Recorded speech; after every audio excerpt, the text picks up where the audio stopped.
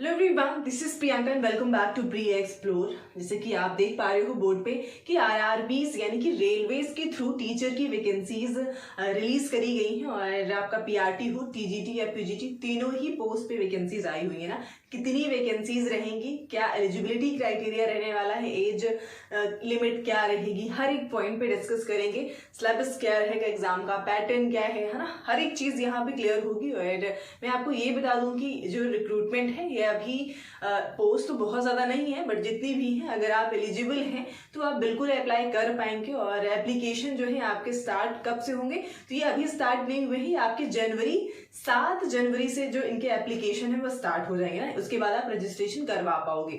सो चलिए डिस्कस करते हैं, बात करेंगे। यहाँ पे हमने पोस्ट लिख रखी है, जैसे कि आप देख सकते हो कि पीआरटी के लिए क्या एलिजिबिलिटी क्राइटेरिया रहना चाहिए। पहले तो पोस्ट देख लीजिए ना कि 188 टोटल पोस्ट है पीआरटी में सिर्फ और सिर्फ। और क्राइटेरिया क्या रहेगा कि वही जैसे आप अदर एग्जाम्स देते हो उस तरीके से ही यहाँ पर भी आपका, अगर आप पीआरटी के लिए अप्लाई करना चाहते हो तो 12th क्लियर होना चाहिए और 50% मार्क्स आपने गेन किए हो 12th में, और साथ में आपने डिप्लोमा किया हो, डीएलएड या फिर बीएलएड, इन दोनों में से कोई भी डिग्री अगर आपके पास में है तो आप अप्लाई कर सकते हो। साथ में आपका सीटेट का पेपर 1 क्वालिफाई होना चाहिए। जैसे कि आरआरबीज की जो वैकेंसी है वो सेंट्रल लेवल पे होती है तो वही सीटेट ही आपका लगने वाला है। बाकी कोई स्टेट का जो एलिजिबिलिटी टेस्ट है वो आप अप्लाई नहीं कर सकते हो, वो सर्टिफिकेट नहीं लगा सकते। यहाँ पे सीटेट ही होना चाहिए आपका। सीटेट पेपर 1 है अगर आप क्वालिफाइड तो आप पीआरटी के लिए एलिजिबल हो जाते हो। अगर आपने टीजीटी के लिए अप्लाई करना है तो आपका ग्रेजुएशन 50% मार्क्स से होना चाहिए, प्लस आपने डिप्लोमा यानी कि बीएड की डिग्री ली हो, आपने बीएड किया है तो आप इसके लिए एलिजिबल हो जाते हो। प्लस साथ में सीटेट का पेपर 2 आपका क्वालिफाई होना चाहिए। और बात करते हैं पीजीटी की, तो पीजीटी के लिए और यहाँ पे पोस्ट आपके हैं 338। और दूसरी चीज आपको ये याद रखना है भाई कि टीजीटी में क्या होता है ना, यहाँ पे आपके सब्जेक्ट के अकॉर्डिंग आपका ग्रेजुएशन हुआ होना चाहिए ना। अगर आप एसएसटी के लिए अप्लाई करना चाहते हो तो यहाँ पे आपने ग्रेजुएशन में आपका एसएसटी सब्जेक्ट होना चाहिए, ठीक है। जिस सब्जेक्ट के लिए भी आप अप्लाई करोगे, अभी यहाँ पे सब्जेक्ट नहीं क्लियर करी है इन्होंने कि किस सब्जेक्ट की कितनी वैकेंसीज है। ओवरऑल इन्होंने टीजीटी का बता दिया है कि 338 वैकेंसीज आपको देखने को मिलेगी जब भी ऑफिशियली आपका आ जाएगा ना। तो इस तरह से चीजें हो जाएंगी।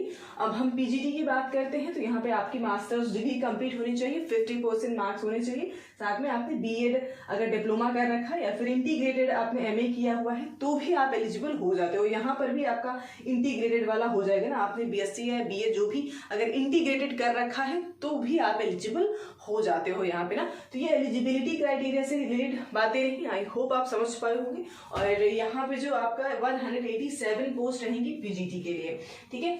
नेक्स्ट हम बात करते हैं एज क्राइटेरिया की। तो एज क्राइटेरिया यहाँ पे 18 से 48 साल, अगर आपकी उम्र 18 से 48 साल के अगर आप हैं तो आप यहाँ पे अप्लाई कर पाओगे। रिलैक्सेशन की बात करते हैं तो एससी एसटी को रिलैक्सेशन मिलेगा, ठीक है। जितना भी मिलेगा वो ऑफिशियली आपको चीजें क्लियर हो जाएंगी ना। एग्जाम का जो मोड है वो सीबीटी मोड रहने वाला है, यानी कि ऑनलाइन ही आपको कंप्यूटर पे ही एग्जाम देखने को मिलेगा, यानी कि ऑनलाइन मोड पे आपको देना है, ठीक है। टाइप कैसा है तो वही ऑब्जेक्टिव टाइप ही रहने वाला है। क्वेश्चंस जो है आपको 100 क्वेश्चन ओवरऑल देखें तो भाई 100 क्वेश्चंस मिलेंगे एग्जाम में। और 100 क्वेश्चन सब्जेक्ट्स आप देख पा रहे हो कि जीएस की अगर हम बात करते हैं तो वहां पे 10 क्वेश्चन मिलेंगे, मैथमेटिक्स के 10 प्रश्न, रीजनिंग के 15 क्वेश्चन रहेंगे। जीए और जीके की बात करते हैं ना, जो आपका एक तरह से करंट अफेयर वाला पोर्शन हो जाता है ना, उसका वेटेज काफी ज्यादा देखने को मिलेगा, लगभग 15 क्वेश्चन रहेंगे। और प्रोफेशनल जो भी इनका रहेगा उससे आपका लगभग 50 क्वेश्चन, सबसे ज्यादा वेटेज इसका हो जाता है ना। तो ओवरऑल मिला करके ये 100 नंबर का पेपर रहेगा आपका। निगेटिव मार्किंग भी इस चीज को ध्यान में रखेंगे ना, 1/3 की है, यानी कि 3 क्वेश्चन गलत अगर आपने कर दिए तो आपका 1 नंबर यहाँ पे कटने वाला है। तो निगेटिव मार्किंग भी, साथ में अगर हम टोटल नंबर ऑफ क्वेश्चन जैसे कि 100 देखा था हमने, 100 क्वेश्चन 100 मार्क्स प्लस यहाँ पे निगेटिव मार्किंग है, तो इस चीज को थोड़ा सा दिमाग में रख करके ही आपको क्वेश्चन अटेम्प्ट करने होंगे ना। तो इस तरह से। और यहाँ पे सिलेबस जैसे कि मैंने आपके साथ डिस्कस किया ना, तो यहाँ पे सब सब्जेक्ट में क्वेश्चन बताए हैं।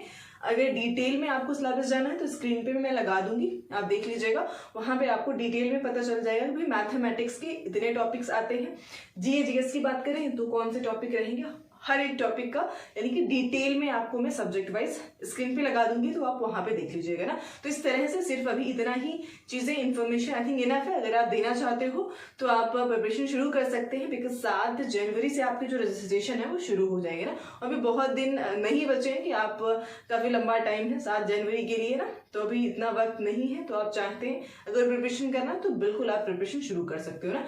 सो फिलहाल ये रही इन्फॉर्मेशन। आई होप चीजें आपके लिए हेल्पफुल रही हूँ। चीजें अगर थोड़ी सी भी हेल्पफुल है ना तो चैनल को सब्सक्राइब जरूर करिए। टीचिंग एग्जाम से रिलेटेड इन्फॉर्मेशन आपको यहाँ पे सबसे पहले और सबसे सटीक आपको प्रोवाइड कराने की कोशिश की जाती है ना। सो आज के लिए इतना ही रखते हैं, मिलते हैं नेक्स्ट सेशन में।